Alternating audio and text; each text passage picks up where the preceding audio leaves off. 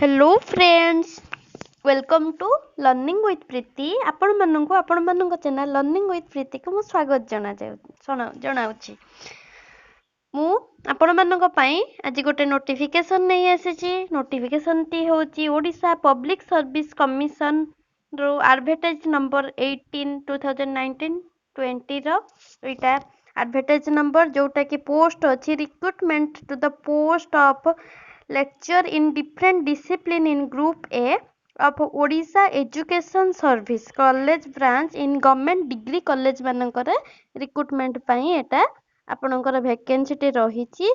एबे आपनकर form पकेबार date यार स्टार्ट हो जाइछि। सेति पई आपन ओपीएससी साइट विजिट करी http://opsconline.government.in वेबसाइट को विजिट करी आपन माने फॉर्म पकेई परिबे।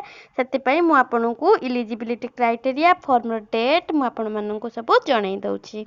एति पई आपन माने वेबसाइट विजिट करिवे जोटार के फॉर्म पकेबार डेट स्टार्ट हे गलानी 8 तारिख पाखरु 8/2/2020 रु आरंभ करी 2/3/2020 मार्च 2 पर्यंत आपण फॉर्म पकेई परिबे। 606टा लेक्चर पोस्ट बाहरिछि ग्रुप ए रो OES college branch government degree college मानक पई ए वैकेंसी टी रहिछि। बहुत बड़ सुवर्ण सुजोग बहुत पोस्ट अछि। सेते पई मु आपन को एलिजिबिलिटी क्राइटेरिया प्रथमे कहि दउछि, वैकेंसी भी डिटेल देइ दउछि आपन को। एटा टोटल ऊपर वैकेंसी आपण मानकर रहिछि 606टा जोठिर कि 202 टी पोस्ट वुमेन मानक पई रिजर्व रहिछि। सेतिरे 306 टी यूआर मानकर पोस्ट पई रहिछि। 100टा वुमेन को पई यूआर भीतर रिजर्व अछि। आउ एसटी मानक पई 136 46टा वुमेन को पई रिजर्व अछि। 98टा पोस्ट एससी मानक पई आउ 66टा पोस्ट एससी बीसी मानक पई रिजर्व रहिछि एथिरे।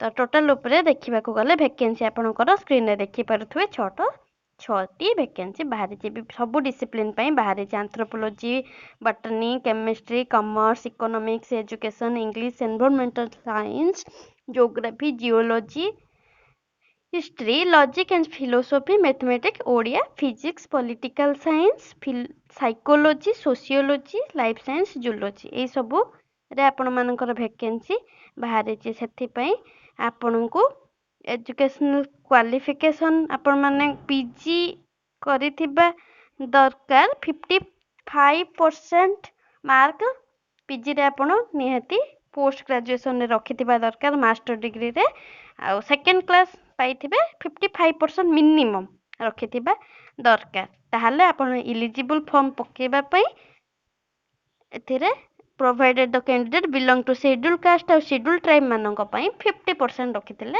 हमने एलिजिबल आ यूआर मानक पई मिनिमम 55% रखा जाइछि। आ एज क्राइटेरिया जोटा रहिछि एटा 21 ରୁ 48 वर्ष पर्यंत आपण मानक पई रहिछि। तो बहुत जण नियत एलिजिबल थिबे 21 ରୁ 48 हेले बहुत भलो सुजोग रहिछि आपण मानक पई आपण माने पकेई परिबे। 1 जनवरी 2020 अनुसार आपण को 21 ରୁ 48 वर्ष हेइथिबा दरकार। आपण 1972 रे जन्म हेइथिले बा ताठ परे आपण जन्म हेइथिले आपण फॉर्म पकेई 1972 ରୁ 1999 भितर आपण जदी डेट ऑफ बर्थ थिबा आपणकर 1 जनवरी अनुसार तांदे आपण पकेई परिबे। ता छडा आपणकर रिलैक्सेबल रहिछि 5 वर्षर SC ST SC BC women ex serviceman मानक पई 10 वर्षर रहिछि पीडब्ल्यूडी कैंडिडेट मानक पई। बस एतिकी जणै दबार थिला। आ मेन जिनसटा तो आपण जानि पड़थुबे पीजी रे 55% रखिथिबा दरकार जो सब्जेक्ट रे भी रखिथिबे आपण सेति पई पकेई परिबे। आ 400 टंका रहउछि आपण मानकर एप्लीकेशन फी जोटा कि नॉन रिफंडेबल रहउछि आपणकर। आपण माने एसबीआई ब्रांच रे जाई चालान काटिबे एथि पई त बस एतिकी। आउ सिलेक्शन प्रोसीजर आपण मानकर एटा मेरिट बेसिस रे सिलेक्ट करा जिवो। तापरे आपण को भाईबा बॉयस टेस्ट पई डका जिवो एलिजिबल कैंडिडेट मानक। एतिकी कहिबार थिला। Thank you. मो चैनल लर्निंग विथ प्रीति को आपण माने सब्सक्राइब कर देबे। साइड रे थिबा बेल आइकन को दबे देबे ऑल नोटिफिकेशन रे। या फळ रे मु जहा भी वीडियो छाडीबे आपण मानक पाखु संगे संगे पहुंची जिवो। मते सेमती भल पाइबा और सपोर्ट दउथांतु आउ मो वीडियो को शेयर करिवे। जय जगन्नाथ रहिली।